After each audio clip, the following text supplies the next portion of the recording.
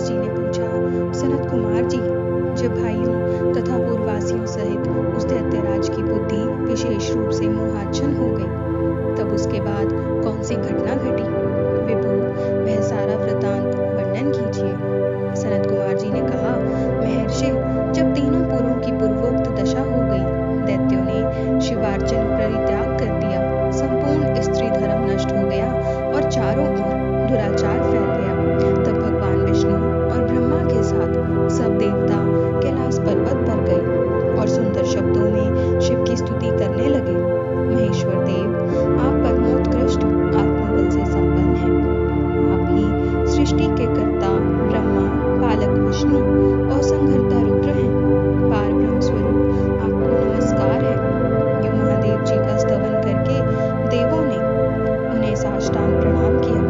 फिर भगवान विष्णु ने जल में खड़े होकर अपने स्वामी परमेश्वर शिव का मन ही मन स्मरण करके तन्मय हो दक्षिणामूर्ति के द्वारा प्रकटित रुद्र मंत्र का 1.5 करोड़ की संख्या तक जप किया। तब तक सभी देवता उन महेश्वर में मन लगाकर यूं स्तुति करते रहे। देवों ने कहा, प्रभु, आप समस्त प्राणियों के आत्मस्वरूप, कल्याणकर्ता और भक्तों की पीड़ा हरने वाले हैं। आपके गले में नीला चिन्ह है, जिससे आप नीलकंठ कहलाते हैं। आप चिद्रूप एवं प्रचेता हैं। आप रुद्र को हमारा प्रणाम है।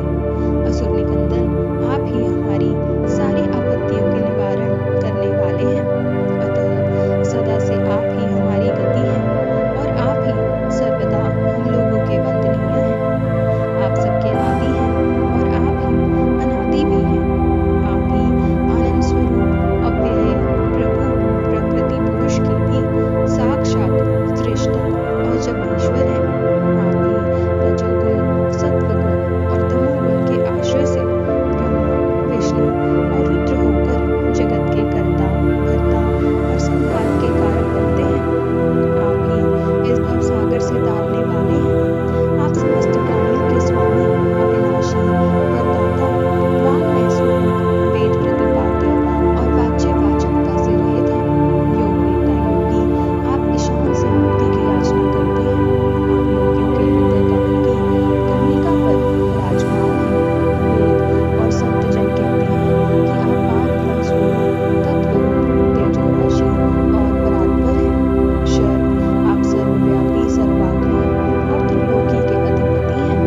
भव, इस जगत में जिसे परमात्मा कहा जाता है, वह आप ही हैं। जगत गुरु, इस जगत में जिसे देखने, सुनने, स्तवन करने तथा जानने योग्य बताया जाता है और जो अणु से भी सूक्ष्म तथा महान से भी महान है, वह आप ही हैं। आप चारों ओर हाथ, पैर, नेत्र, सिर, मुख, कान और नाक वाले हैं। अतः आपको चारों ओर से नमस्कार है। सर्वव्यापी, आप सर्वज्ञ, सर्वेश्वर, अनावृत और विश्वरूप हैं। आप विरूपाक्ष को सब ओर से अभिवादन है। आप सर्वेश्वर, भव्याध्यक्ष, सत्यमय, कल्याणकर्ता, अनुपमय और करोड़ों सूर्यों के समान प्रभावशाली हैं। आपको हम चारों ओर से दंडवत प्रणाम करते हैं। विश्वाराध्य, अति आदि शांत शून्य 26वें तत्व, नियम कार्यरहित तथा समस्त प्राणियों को अपने अपने कार्यों में प्रवृत्त करने वाले आपको हमारा सब ओर से प्रणाम है। आप प्रकृति के भी प्रवर्तक, सबके प्रप्रति महा और समस्त शरीरों में व्याप्त हैं। आप परमेश्वर को हमारा नमस्कार है। श्रुतियाँ तथा श्रुति तत्व के ज्ञाता विज्ञजन आपको वरदायक, समस्त भूतों में निवास करने वाला, स्वयंभू और श्रुति तत्वज्ञ बतलाते हैं। नाथ, आपने जगत में अनेकों ऐसे कार्य किए हैं जो हमारी समझ से परे हैं। इसलिए देवता, असुर, ब्राह्मण और अन्य स्थावर जंगम भी आपकी ही स्तुति करते हैं। शंभु, त्रिपुरवासी दैत्यों ने हमें प्राय नष्ट सा कर डाला है। अतः आप शीघ्र ही उन असुरों का विनाश करके हमारी रक्षा कीजिए, क्योंकि देववल्लभ हम देवों के एकमात्र आप ही गति हैं। परमेश्वर, इस समय वे आपकी माया से मोहित हो गए हैं। अतः प्रभु, वे भगवान विष्णु द्वारा बताई हुई युक्ति के चक्र में फंसकर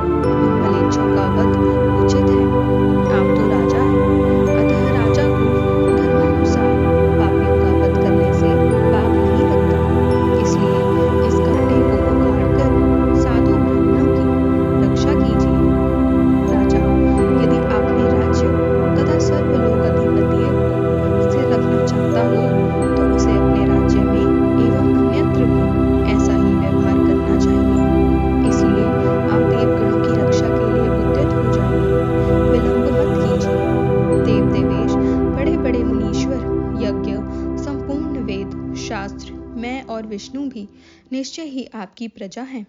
प्रभु, आप देवताओं के सार्वभौम सम्राट हैं। ये श्री हरि आदि देवगण तथा सारा जगत आपका ही कुटुंब है।